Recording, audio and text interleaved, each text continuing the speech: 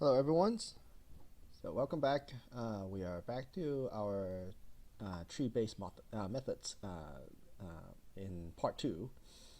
So last time we kind of used a very basic tree model to predict the cells for car seats, and we also demonstrate a useful tool of pruning the tree. So pruning the tree is going to help us to improve the predictability of the models for the unseen data. So today what we're going to do is to focus our study on the basic tree model again, but this time we would like to use the tree model to make a predictions for a classifications problems. So again, uh, remember the tree model, it's very applicable. It's not only just for us to define the quantitative response, but also it's good for making a qualitative classifications problems. So let's look at the code right here. So today we will begin with our classification models. For the same data sets, we are using the car data sets, the car seat data sets. Again, just try to remind you it's a good practice to remove any existing variables you store in a global environment.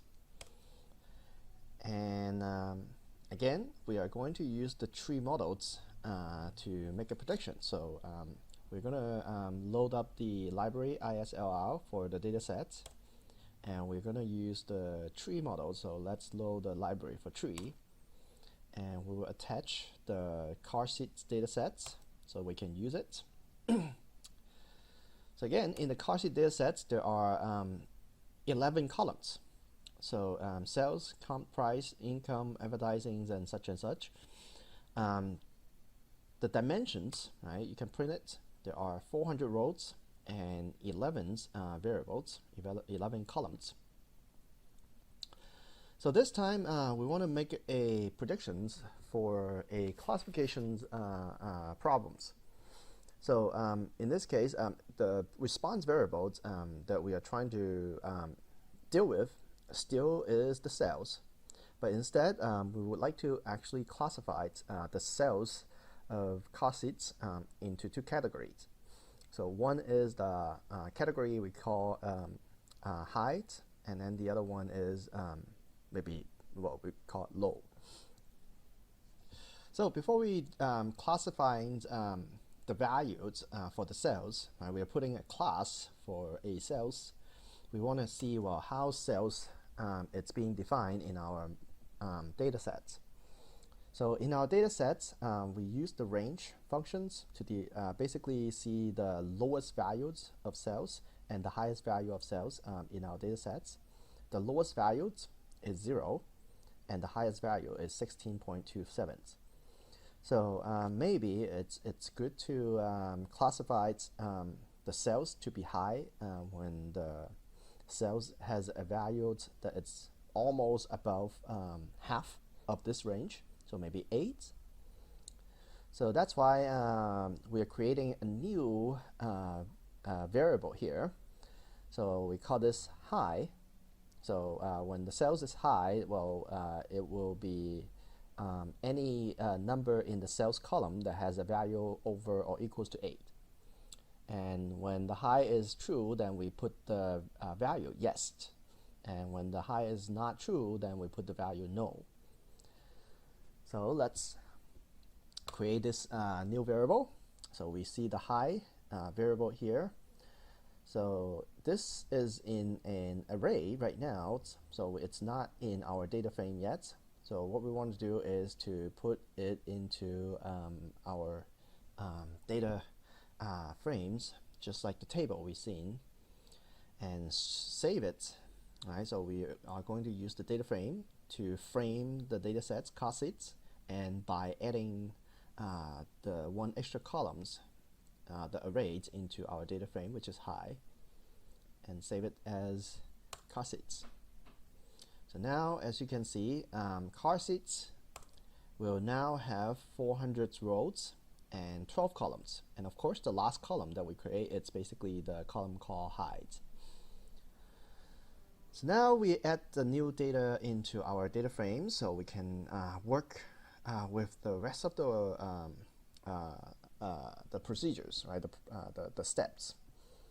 So let's first get rid of the sales data, right? Because we don't want to use the sales data here, since we already defined the sales into two classes, which is high or not high. So we are going to drop the first columns, and now all we have left is basically all the predictors, the 10 predictors in our data frames, with the last column right here, which is high, what we are trying to predict, which is the new response variable that we created.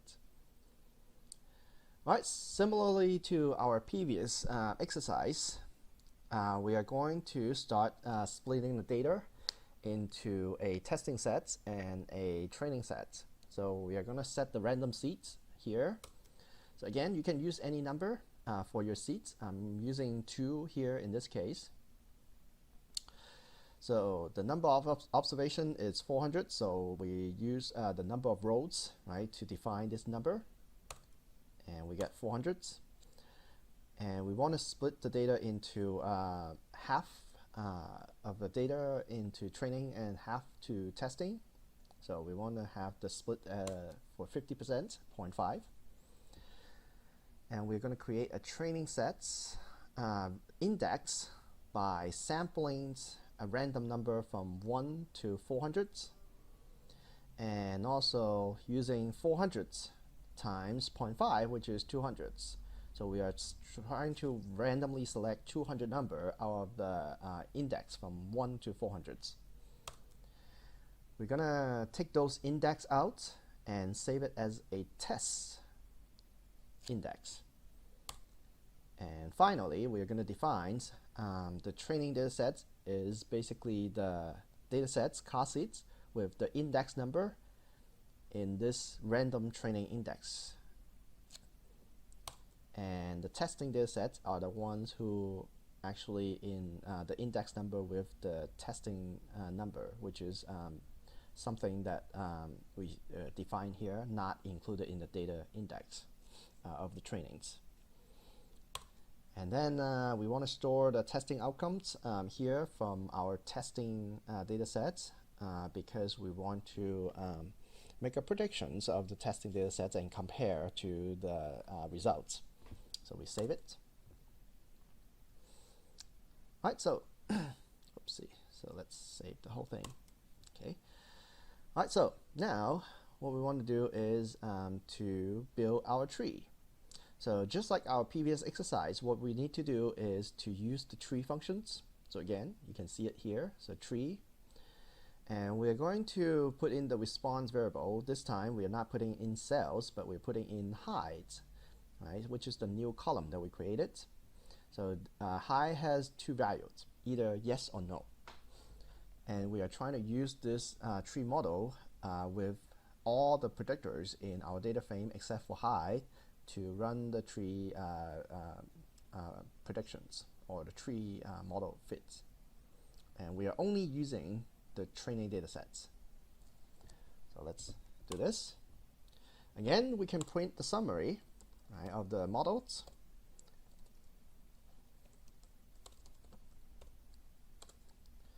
And it will return similarly to what we've seen before.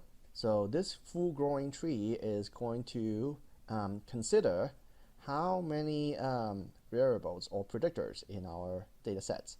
So US 1, income 2, advertising 3, 4, 5, 6, 7, 8, 9.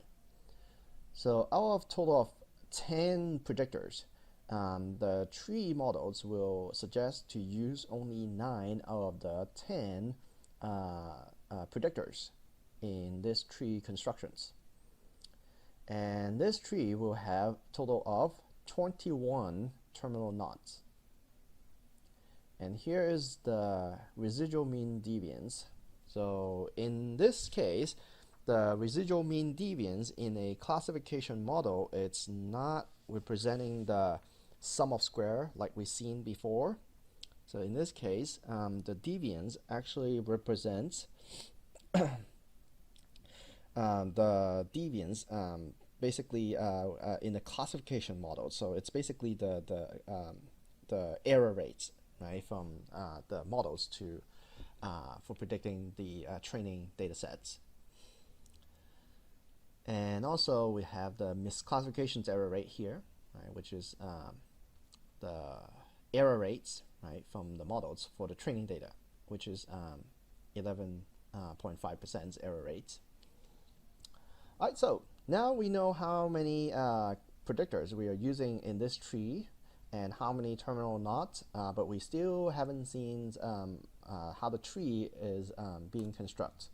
So we can again use the plot functions here. So we plot the tree, and then again, there is no text in tree when you're using the plot function. So what you need to do is to give them the text, right? So we are using the text functions here and put in the tree models. Oopsie. And also we are using the parameter pretty equals to 0. Again, if you have a predictor that is in categorical formats, you have to use this pretty equals 0. Not for your response, but for your predictors. If one of your predictors is a categorical variable, you have to use the pretty equals 0 to display it. So let's run this. And now you can see this full growing tree models. And it's a very, very complex ones. Very, very, there are many terminal knots and many leaves in this model.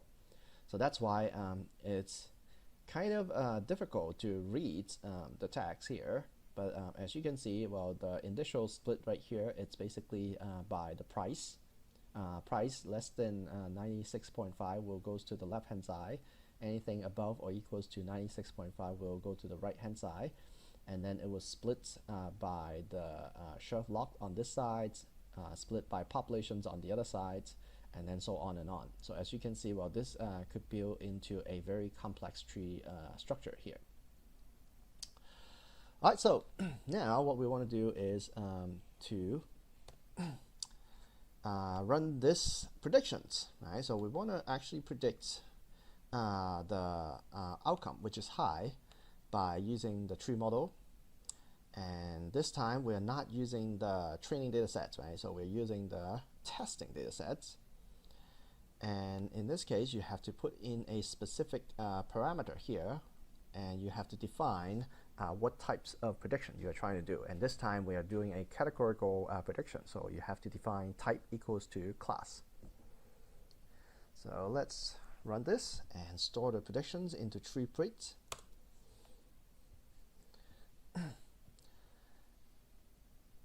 Now let's calculate the error rates for running the models with the testing data. So again, the model, it's being trained with the training data sets, so it already have a structure. What we're doing here is, well, we are feeding the testing data into this trained model, and we're trying to predict whether the results will be either yes or no. And let's see what it returns.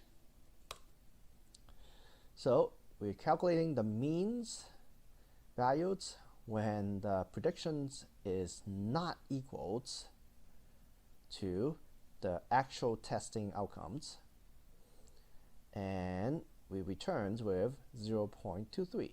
So that means the model will have a overall error rate of 23%. So 23% of the time that it cannot be correctly predicting the testing data results. So can we do better? Well, just like the previous exercise, we can also use a technique called pruning, right? So we prune the tree, and we are trying to trim the tree into a smaller structure, right? A more simpler structure. It might increase the biases in the training test score, the error rate, but it has a very good initiations to reduce the size of overfitting. So when the model facing an unknown data set, it can make a better predictions for the testing data sets. So let's again set the seeds, random seeds for the cross validations. Remember, we have to do the cross validations to find out what would be the best size of the tree that we should use, so that we can trim the size into that particular levels. So let's use the random seeds here, and we're going to use the classifications, cross validations, cross validations methods to select a tree model's size. So we use cv.tree, and we are passing in the full growing tree that we previously built with our training data sets. And this time you have to put in this specific parameters. So in the previous videos, when we trying to run the cross validations with a quantitative response, with the linear basically the quantitative response of cells, we can basically just pass in the number of k into this parameter. But when we're dealing with classification model, you have to use this parameter instead of k. So we have to define front equals to front.misclass. Okay, so we are using basically defining the functions here, and then we are trying to use it the front methods to identify the misclassifications. So let's run this. Okay, so we have the cross validations being stored here. Again, this cross validations methods is going to return again the size of the tree, the mean square error, the error terms for each side, right, that we define here, and k parameter here, and the methods. So again, if you want to see this result here, so you can basically print cv tree to see what the numbers look like. So now you can see it. So you have the size, 1 terminal knot, 2 terminal knots, 3 terminal knots, 5, 8, 9, 14, 19, 21. And those are the error that corresponding to each tree size. So as you can see here. And we have the, again, the k parameter basically represents the alpha we discussed in the textbook. Right? So the alpha is the cost complexity for the model. So the more simpler the model is, the higher the degree of complexity parameter will be passed in. So again, you can see the methods that we use is how the misclassifications, right, being defined. All right, so at this point, of course, we want to actually see it. We want to see how the number turns out to be. What size of the tree will be the best to build this tree models to reduce overfitting. So we plot it out. Ooh, okay, so we have this result here. So it seems like we have this very strange error that it's going up and down, but it seems like we are reaching to probably the first size of the tree that we reach to the lowest error term. It's here at 9. So when the size of the tree is has 9 terminal knots, we have the lowest error terms, and we would like to, oh, actually this is 8 here. So I think again, well, you might actually get a different result when you're using a different random seeds here. So let's see, well, let me try to do this here. So let's set the random seed to 2. and we run this again. Okay, so see, if you have a different random seeds to assign for your cross validations here, you will end up to have a different size of the tree to define. So I think you can do it one more time. So if you have a random seed here and you run the cross validations again, and now you have the lowest point, it's going to be here all the way down here, but then with the time, the cost complexity, you're probably getting a very good error terms here at the size of 9. So let's say we have the best solution here. It's at the size of 9. We are trying to prune the tree. Right? We trim the tree into a tree size where there are only 9 terminal knots, and we're gonna use the pruned.mist class here and put in our full models, and defining we only want 9 terminal knots in our models. So out of the full model suggests we should have 21 total terminal knots, but now we are restricting, right? So in this pruned.mist class, we are basically restricting the total number of terminal knots to only just 9, and we're going to save it to a pruned model. And now let's try to see what the tree looks like. Oh, it's going to be a much simpler tree.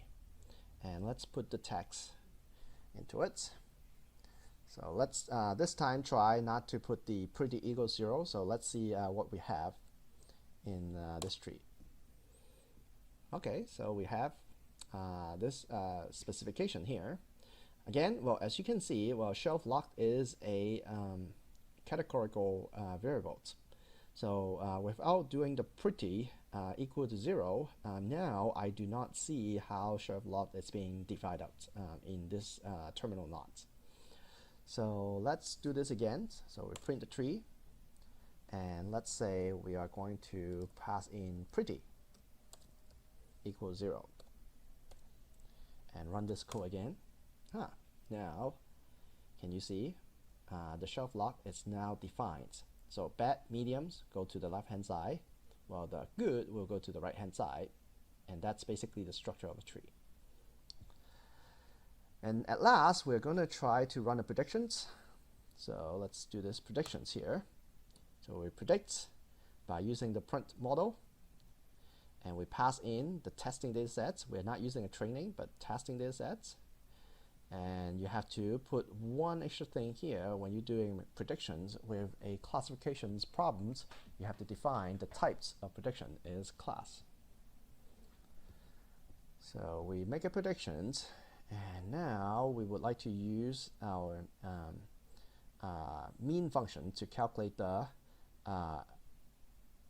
error rate. So again, your predictions, it's not equals to a testing outcomes, the actual data outcomes, then you will get a 1, right? So you average it out, and then you will get the error terms.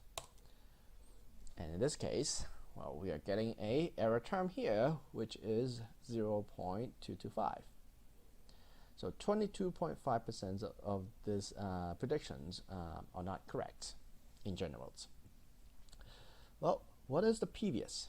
So let's bring the previous error rates out. So in our full models, when we're using 21 terminal knots and 9 total predictors to build our full tree structure, the model can only be predict the new data, the testing data, with 23% of error rates. However, when we trim the tree to only just 9 terminal knots, much simpler structure, but at the end, our predictions for the testing data sets, it's much more accurate. Well, actually not a lot more accurate, but definitely it's an improvement here. We're only getting a 22.5 error rate in this case. So as you can see, pruning tree is a very, very good method to reduce the overfitting problems in a tree methods in this predictions. Well, those are the two very simple examples that we can use to study the basic tree structures and also how we use the technique of pruning to reduce the overfitting problems. Well, in the next videos, we are going to jump into more technical problems by using different techniques to improve the tree predictions capability. So in the next video, we will start talking about the technique of bagging, random forests, and boostings. So I hope you enjoy these lectures, and I'll see you in the next ones.